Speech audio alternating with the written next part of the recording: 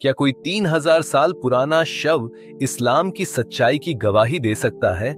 क्या एक मशहूर वैज्ञानिक ने इस शव को देखकर इस्लाम कबूल कर लिया था?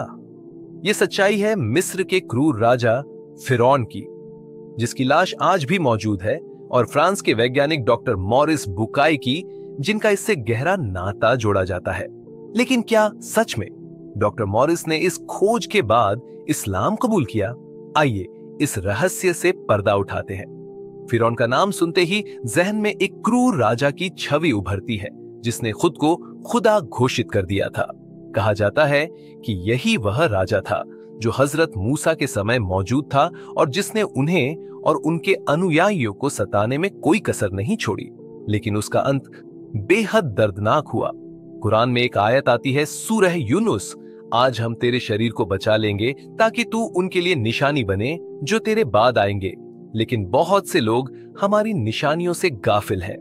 फिरौन की मम्मी को 1998 में मिस्र के डेर एल बहरी नामक जगह से खोजा गया। वैज्ञानिकों ने इसकी जांच की और पाया कि यह शव हजारों साल पुराना है। लेकिन असली कहानी तब शुरू हुई जब 1976 में फ्रांस के एक मशहूर वैज्ञानिक डॉक्टर मॉरिस बुकाय को इसकी जांच के लिए बुलाया गया। डॉक्टर मॉरिस बुकाय फ्रांस के एक जाने माने डॉक्टर थे, जो पुरानी सभ्यताओं और उनके शवों पर रिसर्च कर रहे थे। जब उन्होंने फिरौन की मम्मी पर शोध किया तो एक चौंकाने वाली सच्चाई सामने आई।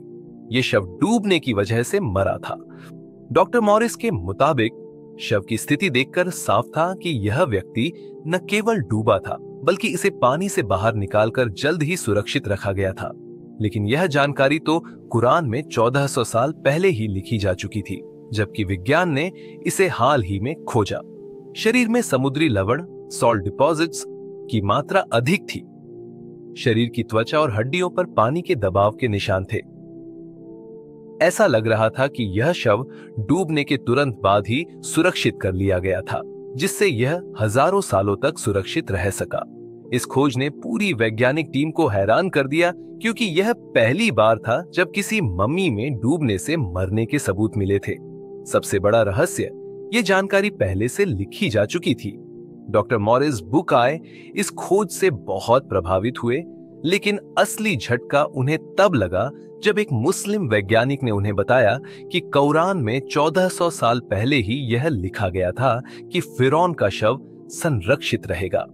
डॉक्टर मॉरिस को यकीन नहीं हुआ। उन्होंने बाइबल और अन्य ऐतिहासिक ग्रंथों को खंगालना शुरू किया, लेकिन उन्हें कहीं भी यह जानकारी नहीं मिली कि फिरौन का शव बचा रहेगा।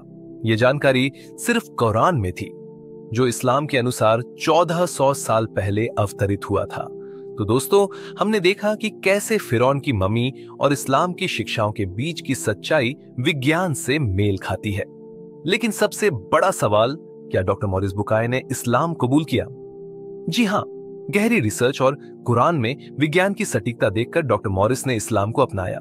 उन्होंने अपनी किताब the Bible, the Quran and science में लिखा कि इस्लाम ही एकमात्र धर्म है जिसकी शिक्षाएं विज्ञान के साथ विरोधाभास नहीं रखती।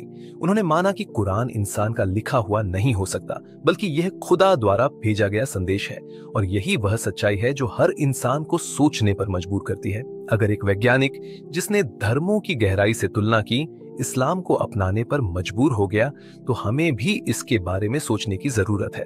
इस्लाम केवल एक धर्म नहीं, बल्कि एक पूर्ण जीवन प्रणाली है जो विज्ञान, तर्क और सच्चाई पर आधारित है। अगर आपको यह जानकारी दिलचस्प लगी तो अल्फाज वॉइस को सब्सक्राइब करें और ऐसे ही रहस्यमय तथ्यों से जुड़े। इस पर आपकी क्या राय है, हमें कमेंट में जरूर बताइए। मिलते हैं अगली वीडियो में, तब तक के लिए खुदा हाफिज।